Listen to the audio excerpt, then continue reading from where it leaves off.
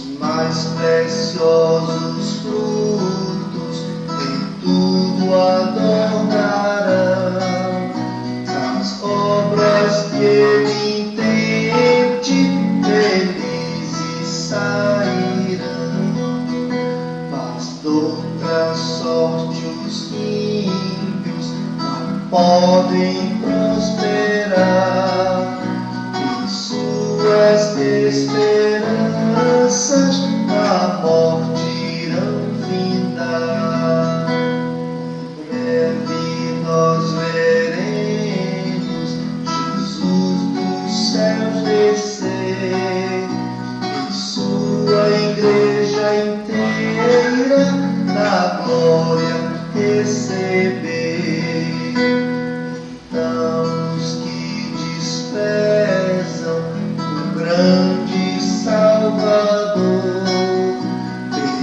Serão malditos diante do Senhor.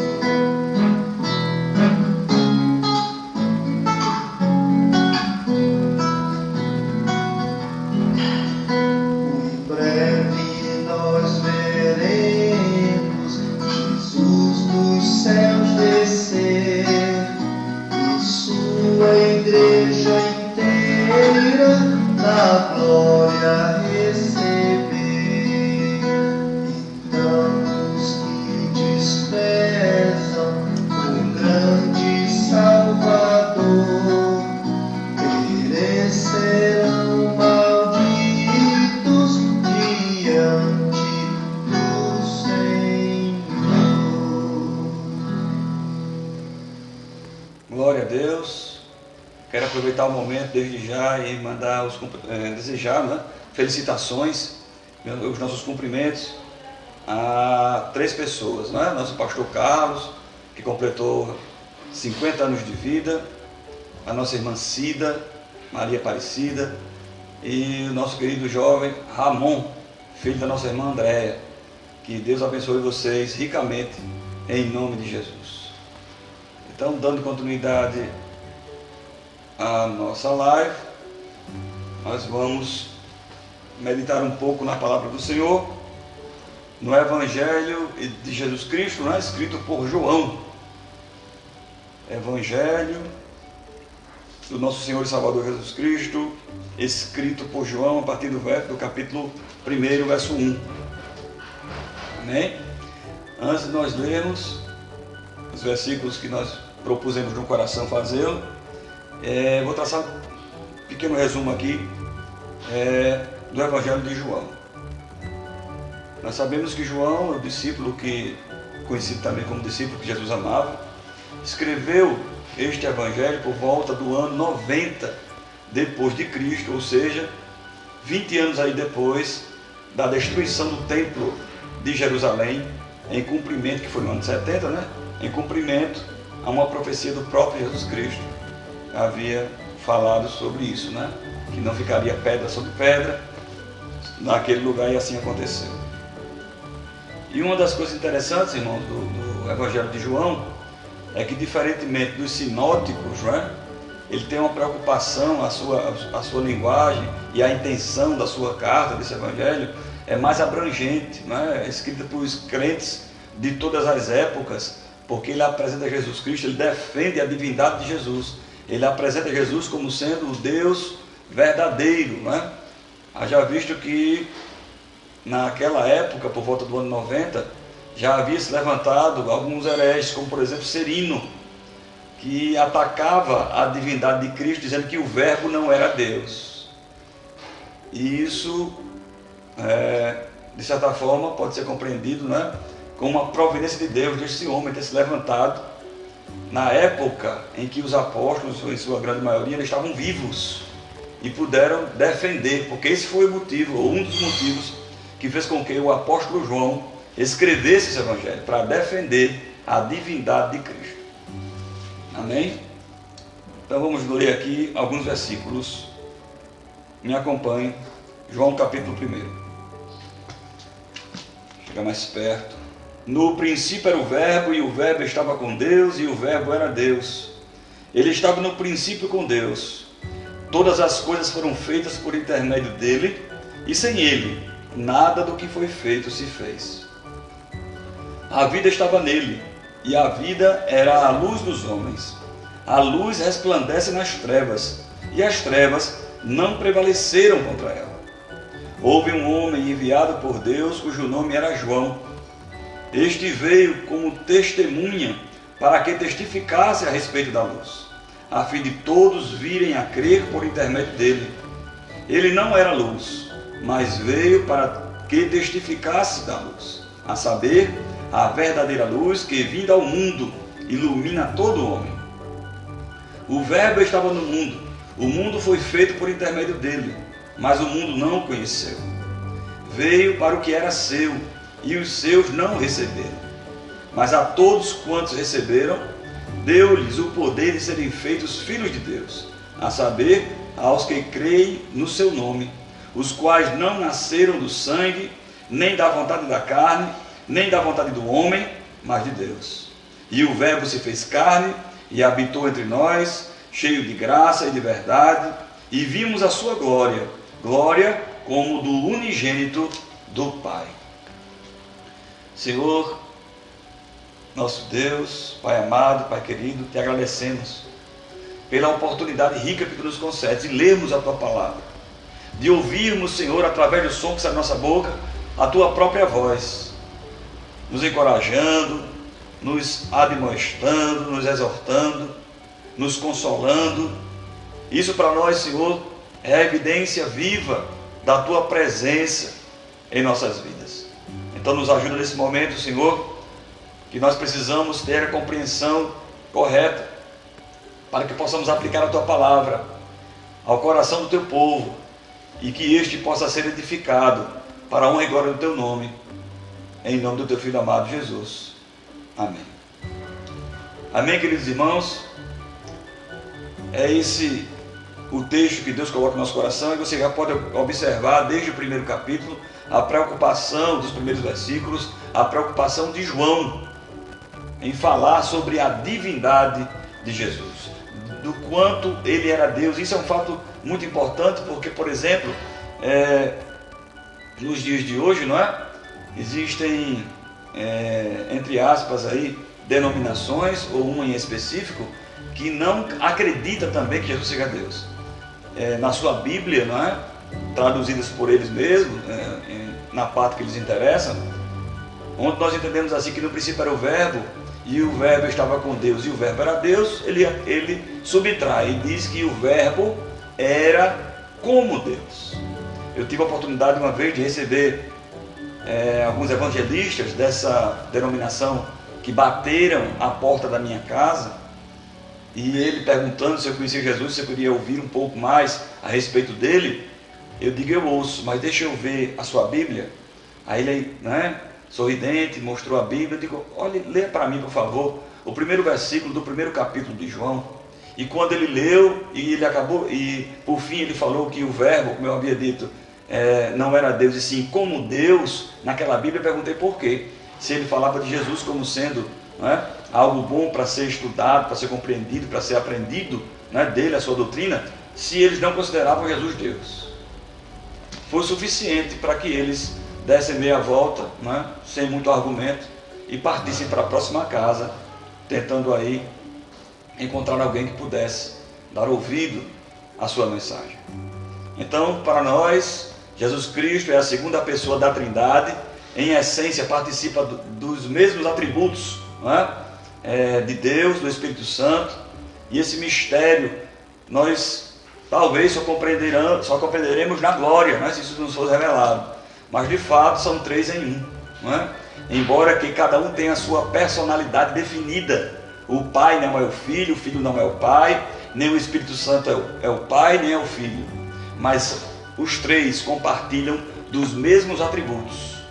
E estando Jesus Cristo, né, encarnado, né, a presença do Deus invisível, visível na terra, ele vai e exercita, ou exerce, melhor dizendo, o seu ministério efetivo a partir dos 30 anos de idade até os 33. Antes disso, a Bíblia não fala muito a respeito de Jesus, ela só menciona que ele foi, como preconiza a lei judaica, né, circuncidado ao 8º dia de nascido, reaparece aos 12 anos de idade com os doutores no templo, e depois sendo batizado por João Batista no Rio Jordão, né? Ele faz o seu primeiro milagre nas bodas de Caná da Galileia, e ali ele dá início ao seu ministério terreno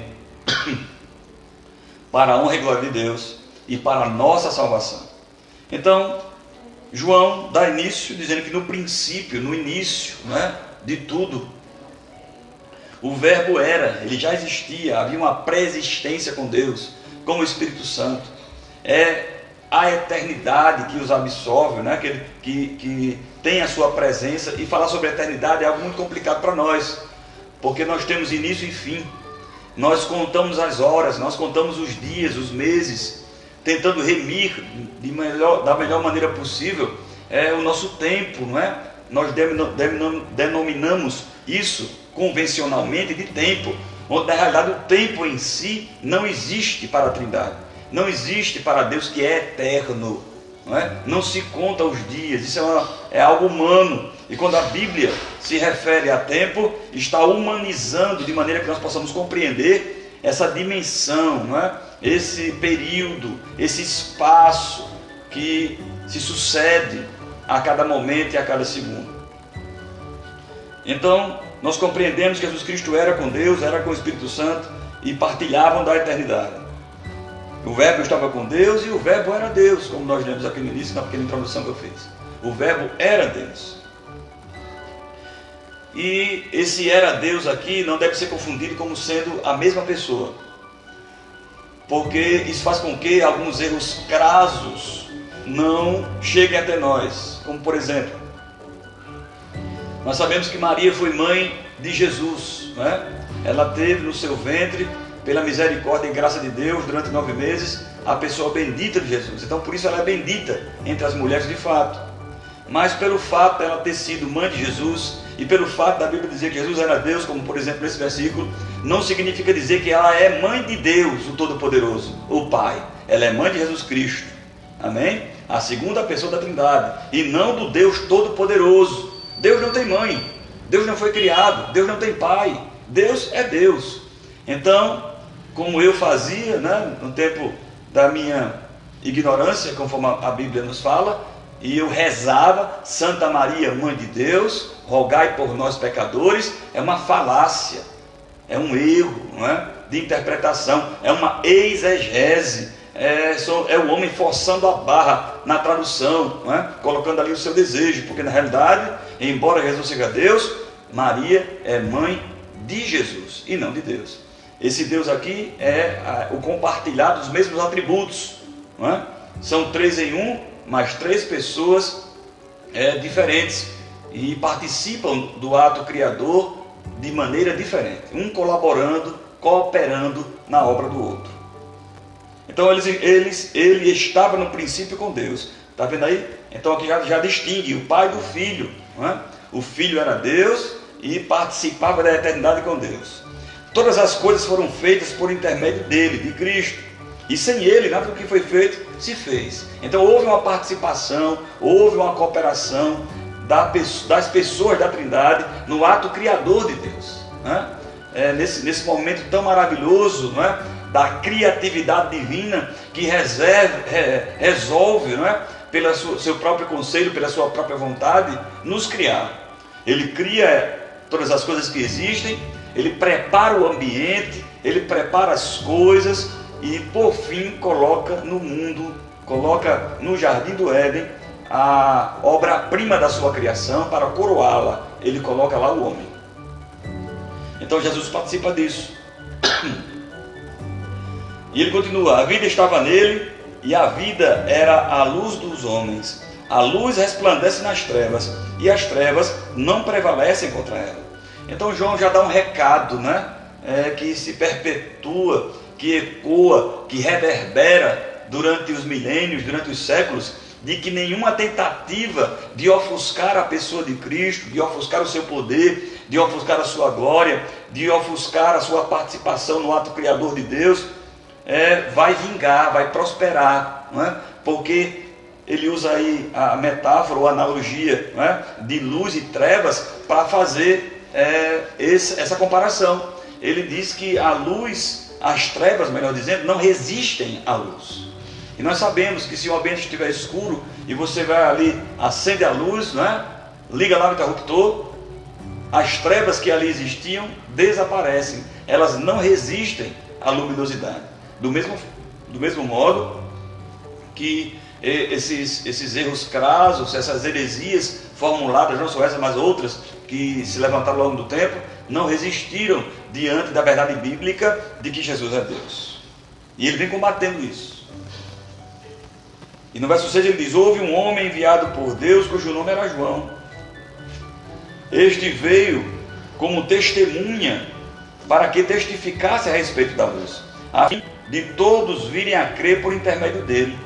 E aqui ele vem humanizando, né? Ele vem falando das coisas celestiais, das coisas divinas, do ato criador de Deus, da sua vontade, do seu poder, e agora ele traz para a terra e fala que nesta terra existia um homem que estava inserido nesse processo inicialmente, que exerceria o seu ministério próximo à vinda do Cristo Salvador, próximo da manifestação desse Jesus poderoso, Filho de Deus, varão poderoso em obras, né? E ele vem anunciando, ou melhor, pré-anunciando a sua chegada como arauto, que anuncia a chegada do rei, como aquele que estava preparando o caminho, não é? Para que o rei viesse por ele e as pessoas já tivessem ciência de que o rei estava próximo. E ele faz uma distinção, eu acho muito lindo isso. Veja a responsabilidade e a honra que teve João, não é? De anunciar a Cristo e no segundo momento de batizá-lo ali, e onde nós vemos também a presença da personificação, não é? da Trindade, onde Deus fala, onde o Espírito Santo aparece na forma de pomba, e o próprio Jesus ali é o objeto do batismo, e isso mostra claramente, prefigura, não é, a figura da Trindade Santa no exercício da redenção.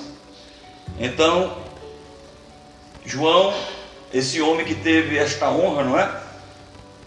Nós poderíamos imaginar que Deus escolhesse um homem poderoso na terra para essa finalidade, que Deus escolhesse uma pessoa extremamente conhecida e capacitada, com recursos para poder ecoar essa mensagem, não é? Um homem letrado, culto, para que as pessoas pudessem compreender o que estava sendo dito.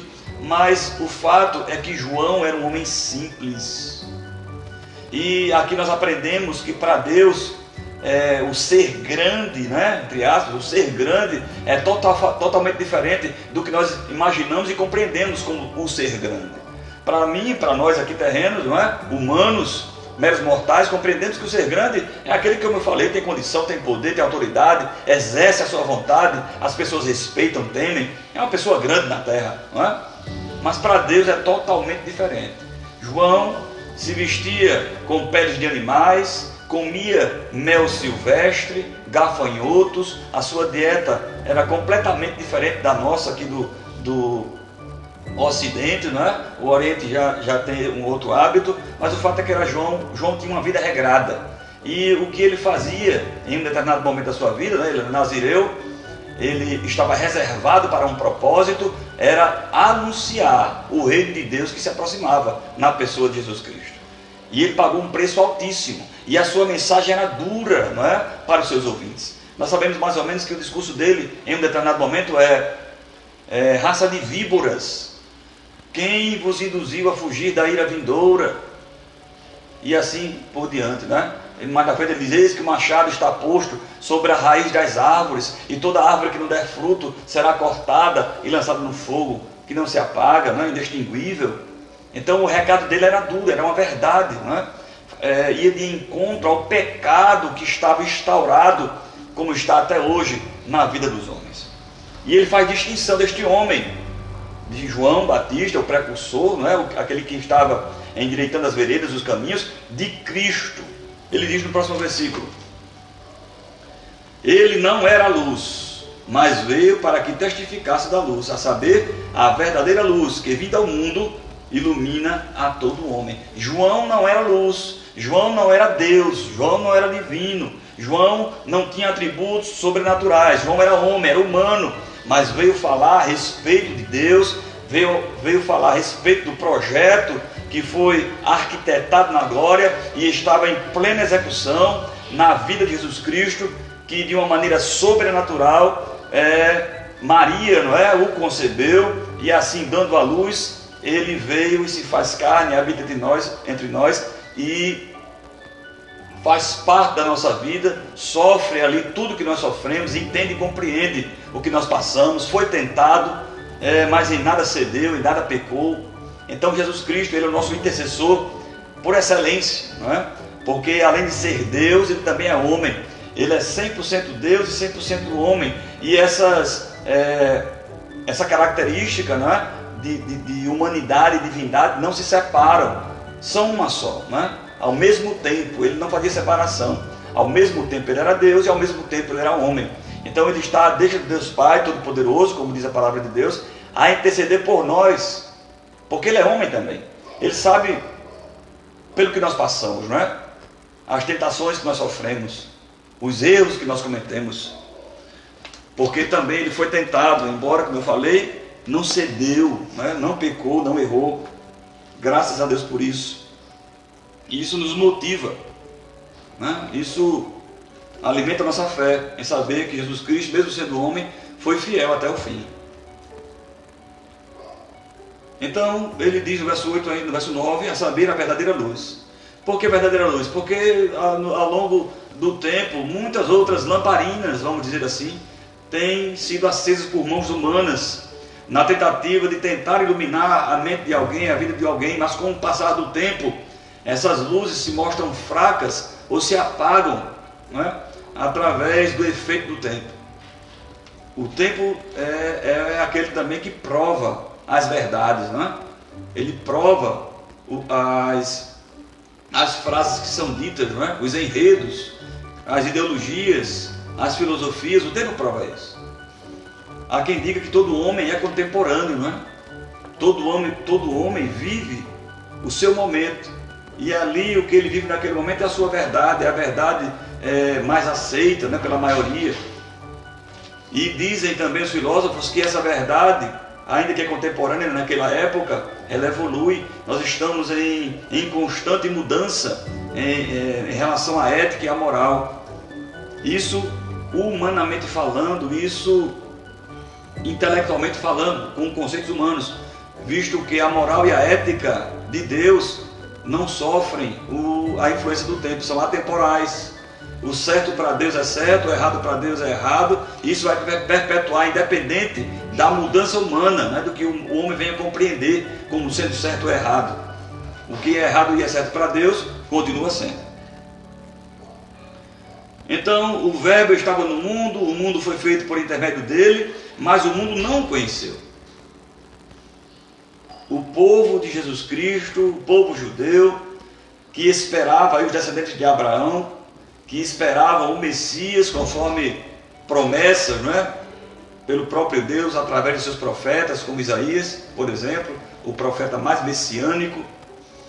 Esperavam um Jesus, um Messias, não é? Um Cristo libertador, um ungido poderoso de Deus, que com um exército grandioso vinha livrar o povo judeu das mãos do Egito, das mãos, melhor dizendo, do Império Romano, né, que na época de Jesus era a nação dominante, a nação que sobrepujava as outras, e que de certa forma contribuiu sim para a propagação do Evangelho, porque nada acontece por acaso, não é?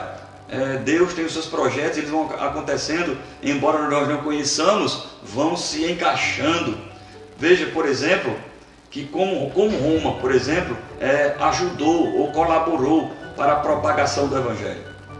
O Império Romano trouxe paz num período de muita confusão, de muitas guerras. Através da força, Roma apaziguou as nações. Através da infraestrutura, Roma pavimentou estradas. E tem um ditado até hoje que nós conhecemos que diz que todos os caminhos levam a Roma. Fazendo menção desse tempo em que o Império Romano construía estradas. Esse período de paz que Roma trouxe ao mundo conhecido daquela época é conhecido como a Pax, em latim, né? Pax, Pax Romana. Então o mundo foi se preparando ali para o advento da vida de Cristo. Como haviam ali muitas religiões, o paganismo romano, em um determinado momento, no terceiro século, 302 aproximadamente, Constantino absorve o cristianismo e torna ele a religião oficial. Isso faz com que o Evangelho, de certa forma, se dissemine, muito embora foi o período de declínio, não é? da pureza do Evangelho, pois a absorção pelo Império Romano do cristianismo fez com que muitas pessoas sem conversão, que não passaram pelo processo da conversão espiritual, fossem sendo inseridos nas fileiras do povo de Deus, né, vamos dizer assim. Isso trouxe dano, e nós podemos ver isso no decorrer da história. Então Roma colaborou, até na sua perseguição, no primeiro momento, primeiro, segundo, terceiro século, aos cristãos. Eles fugiram, né? E por onde fugiam e onde chegavam, falavam de Jesus, pregavam o Evangelho, e assim o povo de Deus ia crescendo na terra. Então aquilo que parece estar sem rumo, aquilo que parece estar incompleto, errado, confuso, está plenamente dentro do controle de Deus, seguindo ali os seus propósitos, fluindo para que no momento certo as coisas aconteçam. E nós percebemos isso hoje, não é? Depois que muito tempo se passou. Talvez nós estejamos vivendo hoje um momento parecido, em virtude dessa pandemia que se espalha sobre a terra, em virtude da conjuntura, não é? Vamos dizer assim, mundial, onde os países estão arredios, não é? Estão cada vez mais belicosos, muito mais armados, falando com uma retórica violenta, não é? De guerra, colocando aí nas suas fronteiras no caso da Rússia, dos países que fazem parte da OTAN, que fazem fronteira também com a Rússia, a China, o Mar do Sul da China, Coreia do Norte, Coreia do Sul, Venezuela, Brasil, tudo isso está dentro do plano, né, universal de Deus, preparando o mundo para o advento do surgimento do anticristo, para o surgimento daquela pessoa que vai tentar trazer paz ao mundo, não é?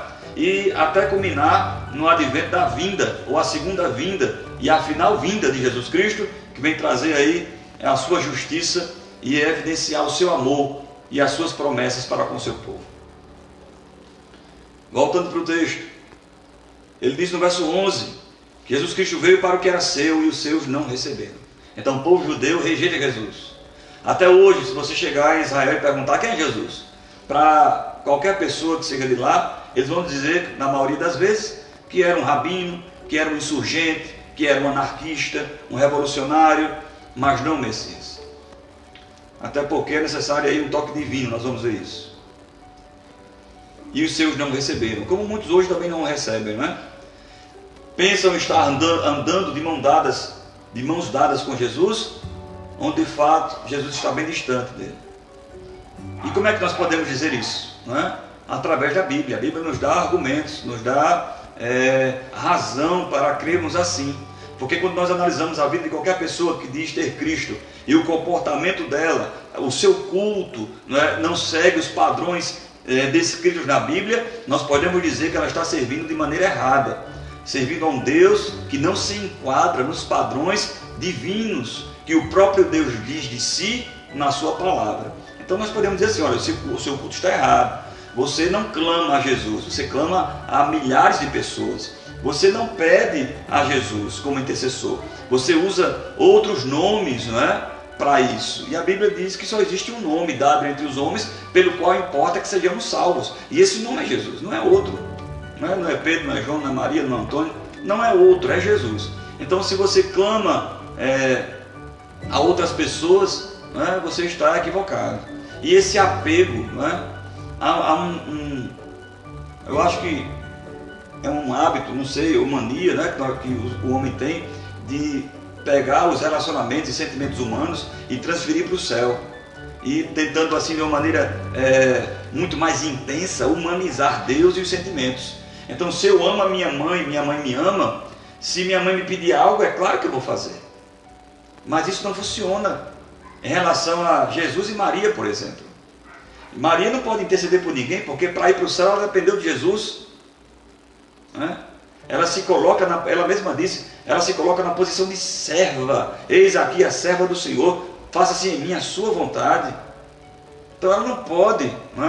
Maria é tudo aquilo que a Bíblia diz que ela é: obediente, serva, uma mulher bendita. Deus se revela a ela de maneira maravilhosa. Como feliz foi Maria. E passou por sofrimento que nenhuma mãe gostaria de passar, não é? Quando Jesus Cristo estava lá do Getsemane para frente, na sua via crucis, vamos dizer assim, ela padeceu as mais terríveis dores, já só, sem José, seu marido, não é? Junto com seus outros filhos, contemplando ali na cruz o filho do seu ventre sendo maltratado, pisado, massacrado, quebrado por nossos pecados. Então nós não podemos confundir esses sentimentos. Por mais que Jesus tenha, vamos dizer assim, na linguagem humana também, respeito por Maria, ele jamais vai ferir a sua justiça, o seu amor e a sua divindade, atendendo aos seus conselhos. Veja que de Adão e Eva para cá, todos nós somos considerados por Deus mortos em nossos delitos e pecados, inclusive Maria. Ela é herdeira, ela não é imaculada, não é? Ela não tem pecado, ela tem pecado sim, não é? Porque ela vem aí herdando de geração a geração, como todos nós, o pecado dos nossos pais primitivos. Então não é a vontade de alguém que se diz aí líder da igreja, que impõe alguma coisa, que vai fazer com que as doutrinas e as verdades bíblicas mudem. Está aí o grande erro da igreja católica apostólica romana. É tentar mudar as Bíblias com os seus concílios, com as suas encíclicas, com os seus documentos papais, mudando. Nós sabemos que há um tempo atrás havia alguns lugares que haviam sido determinados, lugares estes, a palavra me faltou agora, eu vou lembrar, daqui a pouco eu digo, como por exemplo, o céu, purgatório, limbo, não é? Veio a memória, veio a palavra aqui, dimensões, e dimensões diferentes, purgatório, inferno, limbo. Aí veio um papa, um deles, e disse: a partir de hoje, as crianças, né, que era o limbo, é reservado para as crianças que morrem sem serem batizadas, na liturgia católica, na doutrina católica. A partir de hoje, as crianças que estiverem no limbo estão automaticamente em outro patamar, em outro lugar, e muda de lugar. Está certo que a palavra de Deus nos diz que o poder das chaves, né? Aquilo que nós ligarmos na terra será ligado no céu. Mas não é isso que significa.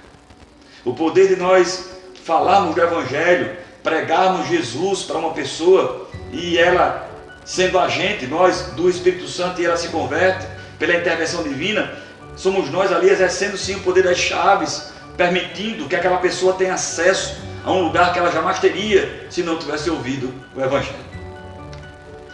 E o poder da chave também é exercido quando nós pedimos o que a Bíblia nos orienta a pedir. Uma pessoa cristã liga as coisas na terra que não vão de encontro, não batem de frente com a palavra de Deus, né? Então vamos orar aqui para que esta porta se abra e não se feche, e a partir desse momento está instituída uma casa do Senhor. Ali está aberto, está ligado no céu, porque é condizente com a palavra do Senhor, é condizente com a Bíblia, e não o contrário, não é?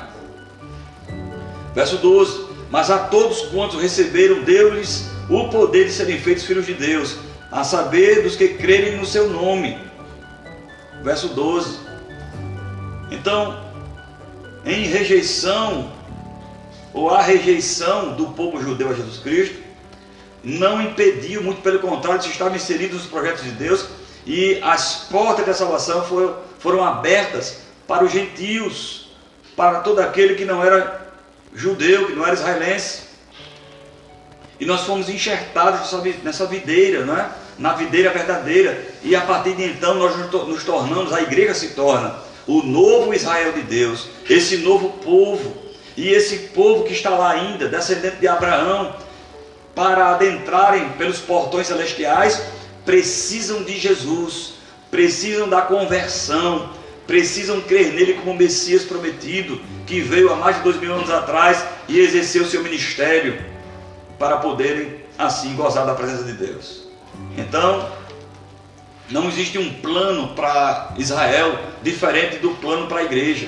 É um plano só, né? É o plano para a igreja, em nome de Jesus. Então, se Israel quiser fazer parte da igreja, o caminho, a verdade e a vida é Jesus. Então, no verso 13, ele fala que houve uma rejeição, né? As pessoas tinham que querer Jesus e não o quiseram.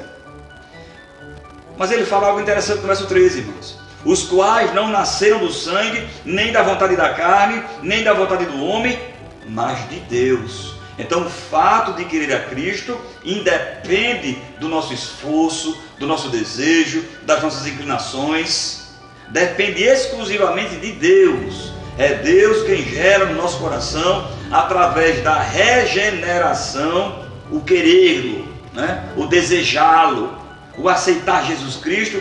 Primeiramente, nós somos aceitos por Deus, e esse mover através do Espírito Santo que nos convence do pecado, da justiça e do juízo, é que nos faz levantar a mão e querê-lo. Então ele nos regenera, nós somos convencidos pelo Espírito Santo, né? Nós conseguimos enxergar a nossa situação pecaminosa, conseguimos enxergar a divindade e a santidade de Deus distante de nós. Isso é motivo de desespero, nos arrependemos e depois nos abraçamos com a graça de Deus, que Ele mesmo coloca no nosso coração, que é a salvação. Esse é o processo. Então, para nós nos achegarmos a Deus, é necessário um olhar divino, é necessário um olhar de misericórdia, um toque do seu cetro em nossa direção, nos favorecendo. Porque afinal de contas, irmãos, nós não desejamos Deus. O homem foge de Deus. Pregue de maneira natural para alguém, embora nós sabemos, ou muito embora Deus se revele de forma natural todos os dias, através da criação, o homem natural, sem a graça especial, ele foge de Deus, ele vira as costas para Deus, ele corre, porque ele não quer saber de Deus, ele quer saber. Como pode me amar, Deus, sabendo que eu fugiria,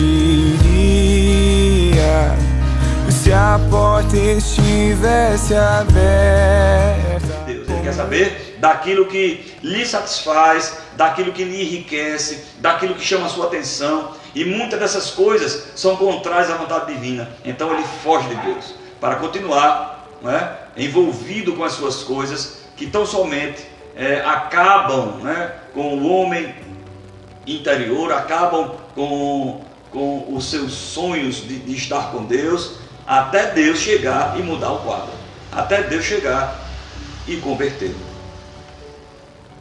Amém? É por aí, viu? E ele diz, ó, que não nasce dado do sangue, não é herdado, não é vontade da carne, não é vontade do homem, o homem não se inclina para isso, mas a vontade é unicamente exclusiva de Deus. É Deus que nos pega pela mão, irmãos, e nos leva para o céu. Nessa caminhada, Ele segurando a nossa mão, nós não podemos soltá-lo, irmão. Se verdadeiramente Ele segurou a nossa mão, quem somos nós para soltar a mão de Deus? Se é o Deus Todo-Poderoso segurando nela, né? Você pode, como uma criança mimada no shopping, espernear para um lado e para o outro, querendo ir para um outro lugar que o pai não queira, mas o pai não solta. Ele leva você, e querendo você ou não, você vai para o céu. Uma analogia, não é? Porque Deus gera em nós esse desejo de querê-lo. Então, no pensamento, numa doutrina calvinista, uma vez salvo, salvo para sempre, no sentido de que você pode fazer o que você quiser e você vai para o céu, está errado. Porque quem está salvo e que sente no coração esse desejo, e que Deus realmente o converteu, e que escreveu realmente seu nome do livro da vida, que não pode jamais ser apagado, esse vai desejar querer Deus, então não vai se afastar dele. Ainda que se afaste, Deus promove um meio, um método, um jeito de ele voltar depressinha para os seus caminhos. Não é? Então não é tão fácil assim, tão simples assim. Estude sobre a doutrina da eleição, você vai ver como é linda, né? Como é maravilhosa, e coloca a salvação nas mãos de quem de fato a detém, que no caso é Deus. A salvação não está em nós, a salvação está em Deus. Como pode eu, com as escamas nos olhos, ou como posso eu, com as escamas nos olhos, ouvidos agravados, ver e enxergar, né? Ver ou ouvir, melhor dizendo, tudo que parte de Deus para nós? É necessário um toque para tirar as escamas dos olhos, é necessário um toque para desagravar os ouvidos, para assim podermos enxergar e ouvir Deus. Verso 14, finalmente. E o Verbo se fez carne e habita entre nós, cheio de graça e verdade, e vimos a sua glória, glória como do unigênito do Pai. Então João termina esse versículo dizendo que Jesus era Deus, e os homens testemunharam isso. Havia uma glória sobre ele, havia milagres que ele fazia, ações que ele operava, que só Deus poderia fazer, como dar vista aos cegos, fazer os coxos andarem, curar leprosos, ressuscitar mortos, dentre tantas coisas, fazer surdos ouvirem, mãos ressequidas voltarem à sua normalidade, e tantas outras coisas. E principalmente porque o maior de todos os milagres, irmãos, não é fazer isso que eu pincelei aqui. O maior de todos os milagres é fazer um homem humano, né? Não é a palavra humano, um homem carnal, mundano, cheio de vícios, cheio de coisas ruins, se transformar em um pai de família, né? Uma mulher infrutífera, uma mulher que se envolve com coisas erradas, como a prostituição, por exemplo, tornar-se uma mãe de família. A conversão em si é o maior milagre que Deus pode continuar fazendo no nosso meio, nos nossos dias, tudo isso para a honra e glória do seu nome. Então valorize, né, esse chamado, valorize esse toque especial de Deus para você. Estamos chegando ao final de nossa live. Espero que Deus tenha falado ao seu coração e você tenha podido compreender como especial é esse Jesus tão poderoso que Deus revelou para nós e que um dia o veremos. E diferentemente da figura do Jesus de olhos azuis, cabelos lisos e pele branca, que nos foi imputado, né? Essa figura foi imputada pela Igreja Católica Apostólica Romana, nós iremos vê-lo como de fato Ele é. Amém? Que Deus o abençoe. Em Cristo Jesus, nos vemos na próxima quarta-feira, se Deus quiser.